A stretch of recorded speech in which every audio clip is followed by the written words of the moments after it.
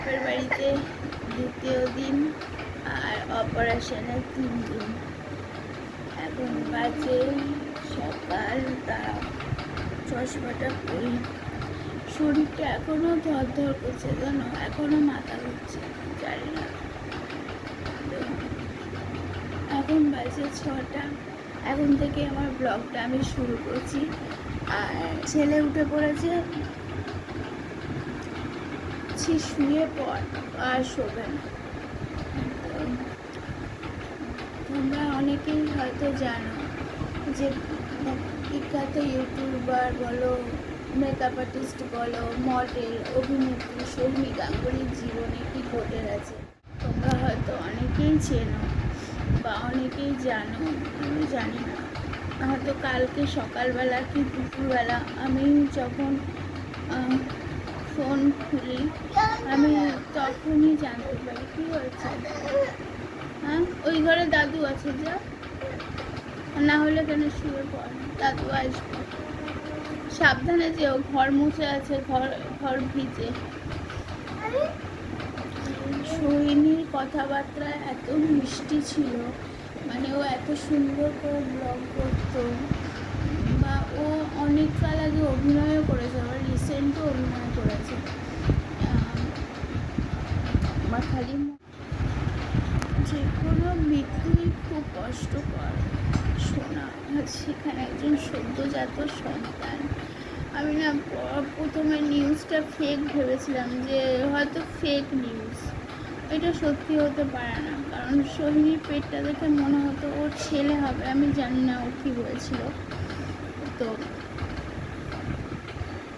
কিন্তু ও যেটা করছিল না, ও তো বাড়াবাড়ি করছিল সোশ্যাল মিডিয়া। আমি জানি ও সেলিব্রিটি, ওকে সবসময় লাইমলাইটে থাকতে হবে, কিন্তু সেলিব্রিটি হলেও ওর থেকেও অনেক বড় বড় সেলিব্রিটি আছে, তারা কিন্তু নিজেদেরকে লুকিয়ে রাখে। আবার দেখো, আগেকার দিনে মানুষ যে কথাগুলো বলতো, সেগুলো কিন্তু শুধু কথার কথা না, সেগুলো শুনতে হতো, কারণ তাদের জীবনের অনেক অভিজ্ঞতা তারা গেইন করেছে তাদের। আর আমি সেই সব মানুষদের কথা শুনে চলতেই ভালোবাসি। অনেক পুরোনো দিনের মানুষরা বলে যে বেবির প্রথম মাসে তোমাকে যতটা কেয়ার করতে হবে, বেবির শেষের মাসে তোমাকে তার থেকে বেশি কেয়ার নিতে হবে।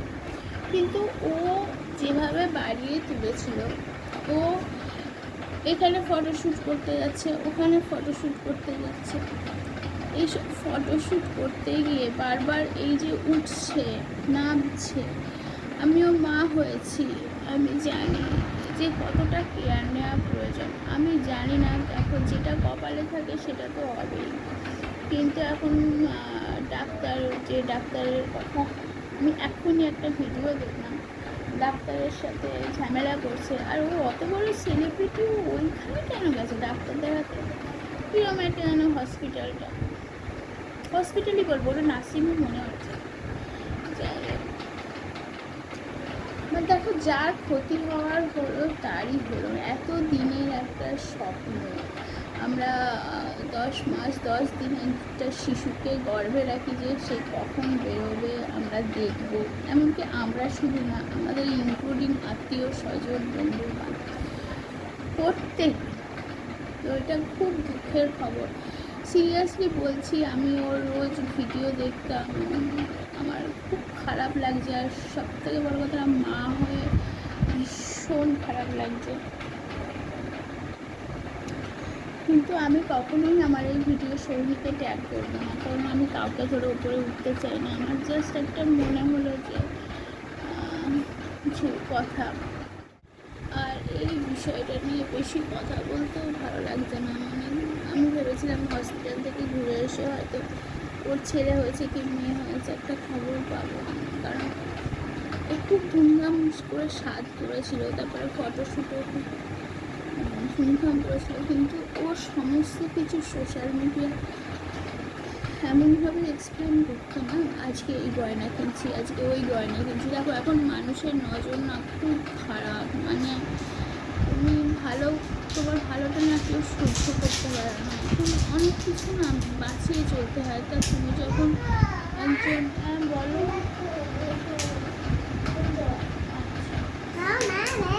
একটা গর্ভধারিণী মা, তখন তোমাকে না অনেক কিছু মেনে চলতে হয়, অনেক কিছু।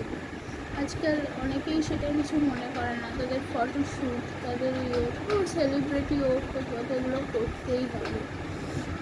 সাধারণ মানুষরাও আজকাল পেট খুলে ছবি তুলছে, যেগুলো যাই হোক, আমি এই নিয়ে বেশি কথা আর বাড়াতে চাই না। তোমরা সোহিনীর আগের প্রেগনেন্সি ছবিগুলো দিয়ে তাকে সমবেদনা জানাতে যেও না, এখন তোমরা কিছুই জানাতে যেও না, ওকে একটু একলা ছেড়ে দাও। আবার একটু আওয়াজটা বন্ধ কর।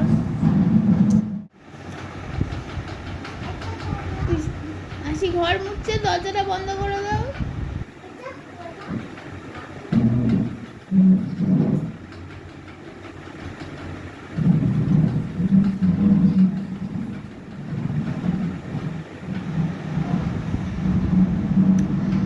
তো দেখো তার মনের ওপর দিয়ে কী যাচ্ছে সেটা যার যায় সে জানে। তো ওকে এখন কোনো কিছু বলো না, ওকে নিজের মতো ছেড়ে দাও। ওর ওপর দিয়ে ঝড় রয়ে যাচ্ছে এখন। আমি চাই ভগবান ওকে শক্তি দিক, ক্ষমতা দিক, ওকে আবার আগের জীবন। আমি জানি না, আমি ভগবানকে হাতটা ধরে থাকুক, এটাই চাই। তো চলো এরপর কী করি না করি তোমাদের সাথে সব শেয়ার করছি। কাণ্ডটা দেখো কি করে আসছে, দেখো। এই দাদু লাগবে তো।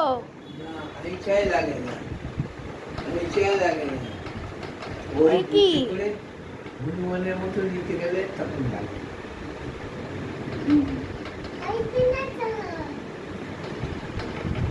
কোথায় যাবি? ভাত খেতে হবে, আলু সেদ্ধ ডিম সেদ্ধ দিয়ে ভাত খেতে হবে।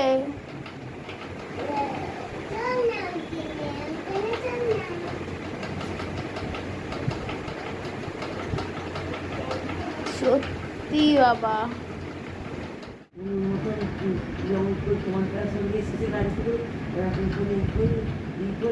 তারপর বললো ওইখানে আমি তার পেনটাকে বলছি আবার আমি একটুখানি টেনিস বলি দিয়েছি জায়গা করে যাতে মনে করছে দাদু নিয়ে চলে যাচ্ছে। আবার চিন্তিত আমি এখানেই যাবো, আমি এখানেই যাবো।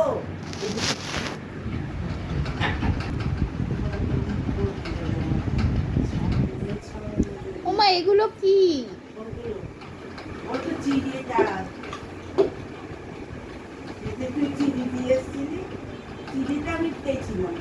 না আমি ভাবছি ওই গজা মজাগুলো নিয়ে এলে বোধহয়। মেশো খেয়েছে গজা? চিড়ে আর একটা কৌটো থেকে ওই সব শেষ হয়ে যেতে ধুয়ে সব নিয়ে চলে এসছো। এটা ধোয়া হয়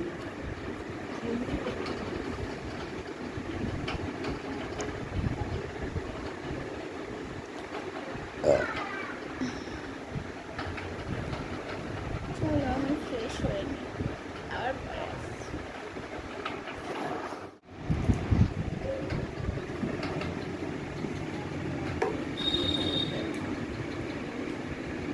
দিয়ে জায়গাটা ছোট হয়ে গেছে না, এইদিকে আলমারি মুখ করলে। হ্যাঁ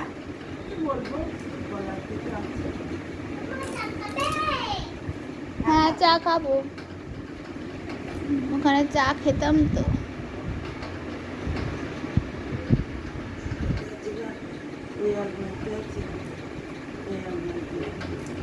কি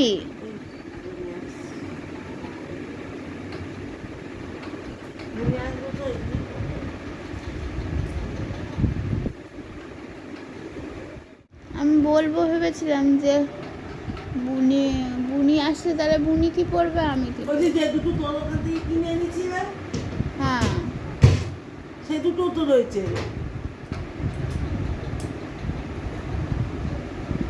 আমি তো তোর আসার সময় তো গাড়ি করে আসতে হবে, হ্যাঁ যাওয়ার সময় তো সে বাবাকে বইতে হবে, বলো বাবার দিকটা তো আমাকে দেখতে হবে।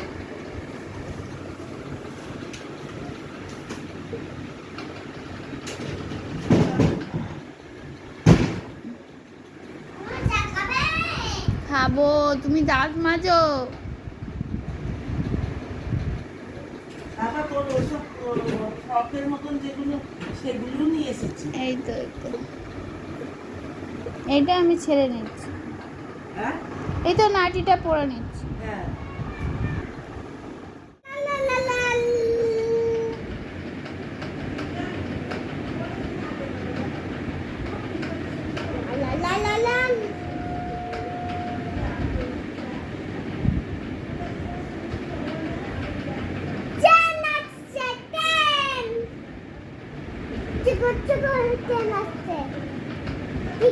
আলুটা খেয়ে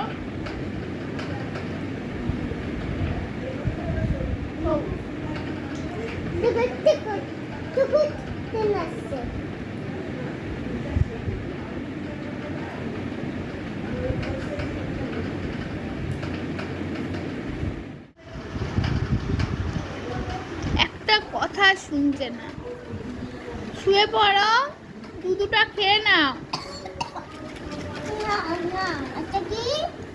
ওটা সুগার ফ্রি। হ্যাঁ ওষুধ, দিদার ওষুধ, সবার শরীর খারাপ। নাও শুয়ে পড়ো, ওই বালিশে মাথা দাও দিয়ে শুয়ে দুধটা খাও।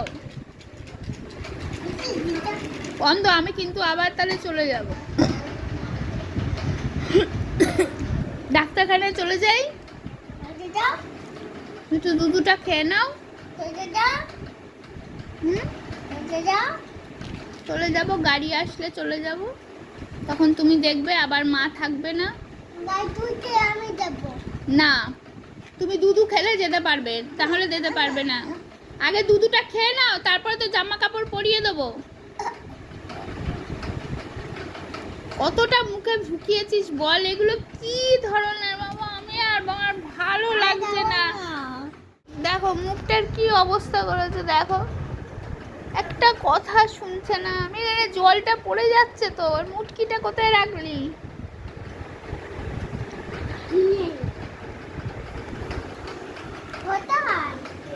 আমার মনে হচ্ছে আটকে দে, ধরে পেরে খাইয়ে দি। পারছি না, আমি একে অথর্ব হয়ে গেছি, আর এ এখন সেটা ফায়দা লুটছে। 4 দিন ভাত খাইনি, জানো, ভাত খাইনি, ঠিক আছে, রুটি মুড়ি কিচ্ছু, দুধ কিচ্ছু খাইনি, আমি ছিলাম না বলে।